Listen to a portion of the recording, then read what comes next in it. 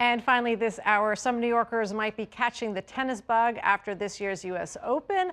A former professional tennis player and president of Johnny Mac Tennis Project, Patrick McEnroe, is here now to talk more about tennis in New York City. And in light of the Open, so many people, like I just said, catch the bug, want to take it up, or want to see themselves there one day at the U.S. Open. Talk a little bit about this year's Open, because it was a really exciting one, and the two winners and how they really lit up the crowd. Well, first of all, on my way here, I actually went past a park in the city where kids were playing tennis, which I don't often see, so that was awesome. Yes, tennis, there's a huge buzz going around right now. I think the whole world, but particularly in New York City. Aryna Sabalenka repeated as the women's champion, a great win over Amanda Anisimova, who had reached a Wimbledon final. Lost 6-0, 6-0, which no one ever wants to do, especially on Wimbledon center court. She had a great run to get back to the final, actually beat Iga Swiatek along the way. But Sabalenka has been the best player all year long.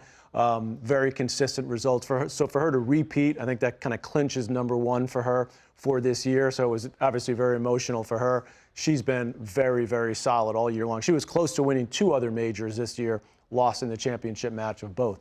Carlos Alcaraz, you want to talk about lighting up the tennis world.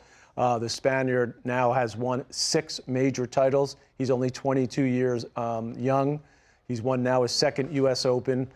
He is electric. I mean, there's just no other way to describe him. Jannik Sinner had beaten him in the Wimbledon final, so he was able to get some revenge. There's Sinner right there, who's also had an amazing year. These 2 players are now separating themselves from the rest of the pack in men's tennis. We had that era of the big 3, Roger Federer, Rafael Nadal, Novak Djokovic still hanging around. But these 2 guys have really been amazing in what they've done. They've won the last 8 majors now combined. That's the last 2 years. Yeah. Now, you said that there were kids playing in the park on your way over here.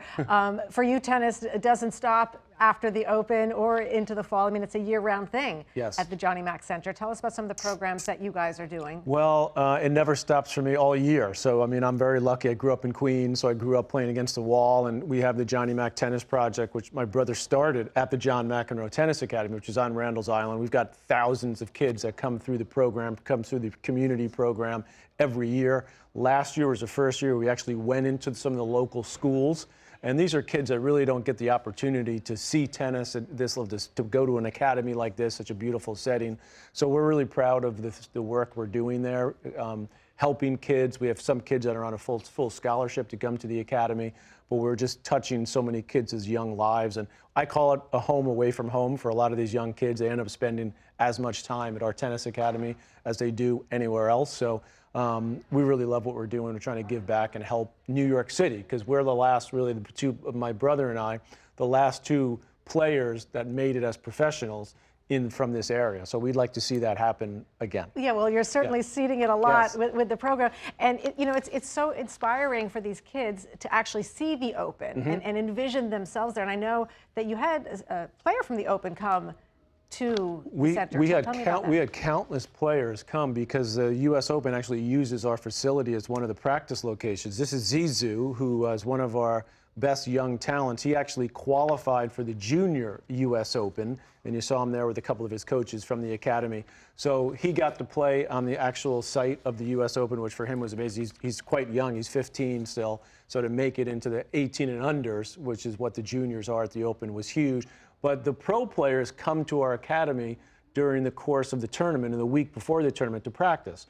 And so we take good care of them there. And it's great for our kids, because they get to see, you know, these legends of the sport, and they take pictures with them, they take selfies. So thank you to all the players that come out there and do that for our kids, because it means a lot. Yeah, it sure does. And it's so much fun for them. But also, you know, very, very few are going to make it to that level. But you have thousands of children participating in the program. Talk about some of the life skills and what are the other advantages of being in this type of program and learning this type of competition and commitment and all the rest of it at a young age. Well, we like to think tennis is a vehicle to help people change their lives, right? So you learn a lot of tools being a tennis player. You learn how to lose. You know, I was a pretty good professional player, but I only won 1 tournament in my entire life. So that means you lose every tournament you play. So it teaches you resilience. It teaches you how to problem solve, how to be positive, even maybe in a negative situation. So I think all those skills, and you see the kids, you know, also bringing them together. I mean, tennis is a very individual, can be a lonely sport.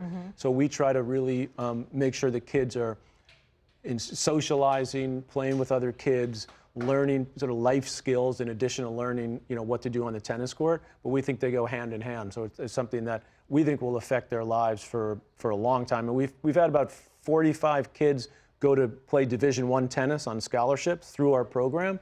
But to your point and to your question, much more importantly, we're touching thousands of kids' lives throughout the course of each season, exposing them to tennis and teaching them some of these skills. Yeah, such a wonderful program. Yeah. Patrick McEnroe, thank you so much for coming on and talking to us about it. Always great to be on New York One. Thanks for having me.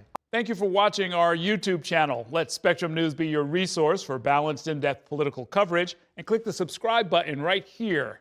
You can also download our app or watch us on TV to learn more about the candidates, where they stand on the issues, and more. We'll see you then.